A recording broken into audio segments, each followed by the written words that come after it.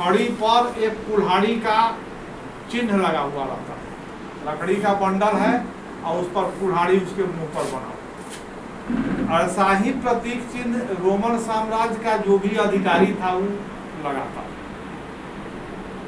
इसी प्रतीक चिन्ह। जैसे हम लोग के यूनियन का प्रतीक चिन्ह है ना, गोल में बना हुआ है, इसी को आप अगर इस पर लगाइएगा तो उसी टाइप का कुल्हाड़ी, छड़ी पर कुल्हाड़ी, ऐसा चिन्ह अधिकारी सब अपने कमीज पर टांगता है, उसको फासिस कहते हैं।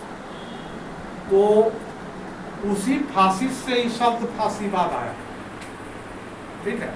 तो जब प्रथम विश्व युद्ध हो गया, पहला विश्व युद्ध हुआ जिसमें इटली जो भी शामिल था, और वह विश्व युद्ध जो हुआ था उसका मूल जो चीज था कि हर देश के जो बड़े बड़े विकसित देशों के जो बड़े बड़े पूंजीपति थे, उस समय तो उपनिवेश का जमाना था, जैसे भारत में अंग्रेजों का शासन था, तो उनके यहाँ जो है जो बड़े बड़े उद्योग थे उसके लिए लोहा, कोयला ये सब चाहिए भी कि, और इसके लिए भिन्न भिन्न देश पर कब्जा लोग करता था, यहाँ से लेंगे यहाँ से लेंगे।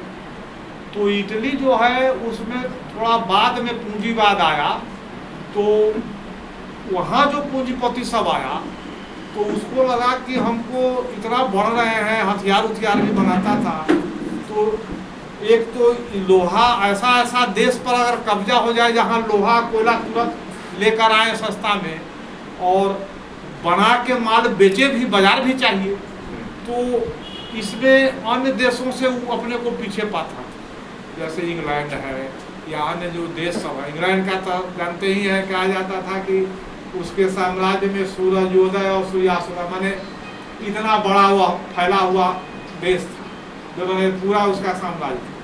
तो इटली देर से आया, तो उसकी इच्छा थी कि विश्व युद्ध में शामिल होंगे तो जो कब्जा होगा, जो भिन्न भिन्न क्षेत्र पर, तो लूट के लिए युद्ध है कि हम इस देश के जीत लिए, या देश हमारा हो गया, देश हमारा हो गया, वहाँ का कोयला भी हमारा हो गया, लोहा भी हो गया और बना के बेचना भी हो गया, तो पूरा कमाई होगी। इसी के लिए वह विश्व युद्ध में शामिल हुआ था अन्य देशों के साथ, जिसको मित्र देश कहते हैं।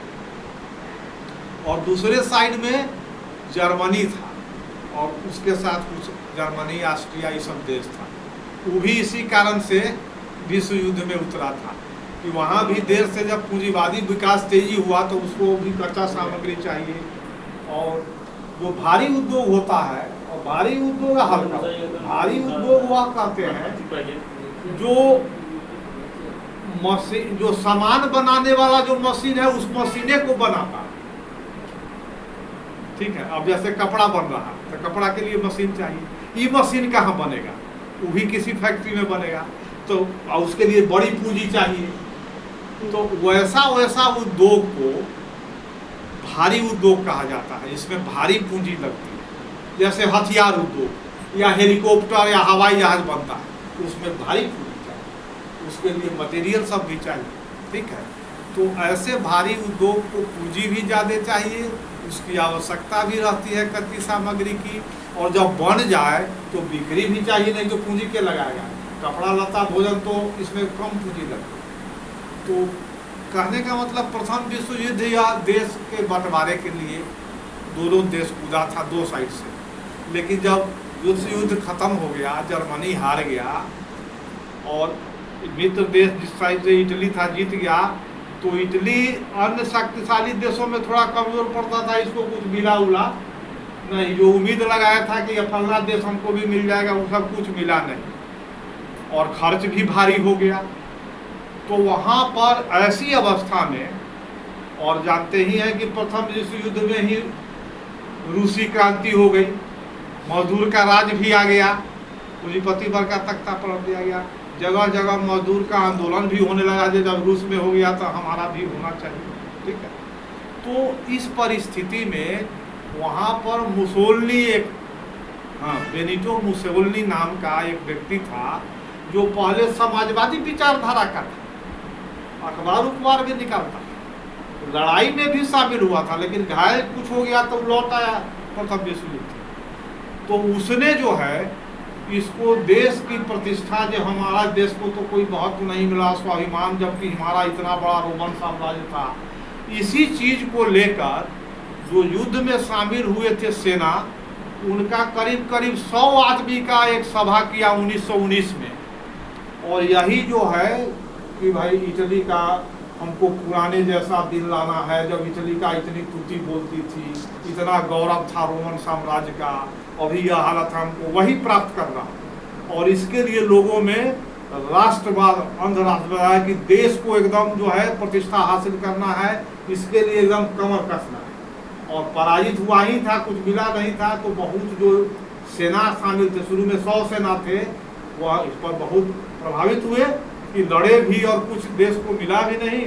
और क्या हुआ, तो वहाँ से उसी दिन 1919 में ही उसने अपने आंदोलन का नाम यही फासिस्ट से, फांसीवादी आंदोलन की शुरुआत उसी समय से हुई है, हुई वहीं से। लेकिन किसके लिए हुई, नाम तो लिखा गया कि राष्ट्रीय गौरव के लिए, लेकिन किसके हित में हुई, वही भारी उद्योगपति चाहते थे कि हमको नहीं मिला है, अभी कब्जा करना पड़ेगा, अब जब विश्व युद्ध में नहीं मिला तो अलग अलग से हम लोग को चाहिए, नहीं तो हमारी पूंजी और बहुत सारा चीज कैसे हो, समझ गया ना। तो बड़े पूंजीपति के लिए नारा दिया गया राष्ट्रीय गौरव का कि देश का है, जैसे अपने देश में होता है। तो वही वहाँ पर यह चीज चली और उसने धीरे धीरे इस बात को लोगों को फैलाया। और चूंकि प्रथम विश्व युद्ध के बाद देश संकट में था, मजदूर का भी आंदोलन हो रहा था और बहुत सारा संकट, किसान भी परेशान थे, तो आंदोलन भड़क गया था। वहाँ करीब जो है जितने बैंक थे जो भारी उद्योग को पैसा देते थे या जिनका संबंध था, उनका भी हालत खराब हो गया कि भारी उद्योग बढ़ेगा तब ना, पैसा उसमें लगाया है तो भारी कई बैंक बंद हो गए जिसमें लाखों लोग बेरोजगार हो। और जो इस्पात उद्योग था, जिसको भारी उद्योग कहते हैं, उसके पूंजीपतियों ने एक संघ बनाया, औद्योगिक संघ। और उस औद्योगिक संघ को लेकर उसने जो देखा जो यह मुसोलिनी जो है ये राष्ट्र गौरव की बात कहता है और पहले समाजवादी था, अब रूसी क्रांति का विरोध में बात करता है कि एकदम जो है मजदूरों माने रूसी क्रांति को नहीं होने देना है या सब, क्योंकि इसको तो राष्ट्रीय गौरव कहा है। तो उसको यह जरूरी समझा कि ऐसा व्यक्ति जो तानाशाह टाइप का है, यह आएगा तो हम लोगों के हित का पूर्ति करेगा। और इस्पात उद्योग का 6 लाख मजदूर कारखाना पर समझिए कि बहुत जगह कब्जा करना शुरू कर दिया था। गांव का किसान सब बड़का बड़का जागीर सब पर भी कब्जा शुरू कर दिया था। तो पूंजीपति का संघ और यह बड़े बड़े जमींदारों का संघ बना और दोनों विचार किया कि बड़ी खतरनाक स्थिति है कि मुसोलिनी को इसको आगे बढ़ाया जाए। तो मुसोलिनी को पैसा फंड देना शुरू किया मुसोलिनी को, और मुसोलिनी अपना आगे बढ़ता गया और बहुत सारा जो हवाई वादा जैसे मोदी जैसा होता है ना, करना शुरू किया कि जमीन जोतने वाले को जमीन मिलेगा। और यह जो हम राज्य बनाने जा रहे हैं, ये राज्य पूंजीवादी राज्य नहीं होगा, यह निगम बनेगा जिसमें सबका हिस्सा है, मजदूर का, कर्मचारी का, पूंजीपति का, सबका बराबर बराबर हिस्सा रहेगा। यह सब भाव से लोगों को प्रभावित किया। जो संकट काल में लोग परेशान थे, लगा जी यह कुछ जो है कड़ा आदमी है करेगा, लेकिन उसका उद्देश्य था बड़े पूंजीपति का लिए काम करना। यह कह नहीं सकता कि हम भारी उद्योग के लिए काम कर रहे हैं तब तक लोग देगा नहीं, समर्थन में नहीं आया। तो इसने जुटाया, उसको फंड भी मिला और धीरे धीरे जो आंदोलन हुआ उसमें जो है उसने बहुत सरकार की आलोचना की किया, इससे संभव नहीं है। उस समय वहाँ राजा भी था। तो 1922 में वहाँ के मजदूर यूनियन ने हड़ताल किया देश भर, यही संकट को लेकर। सरकार को बोला मुसोलिनी कि हड़ताल को रोको, नहीं तो हम लोग रोक देंगे।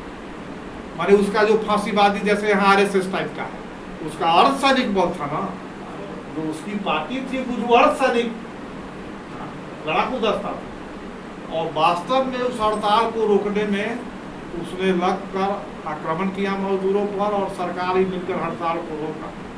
फिर उसके बाद ऐलान किया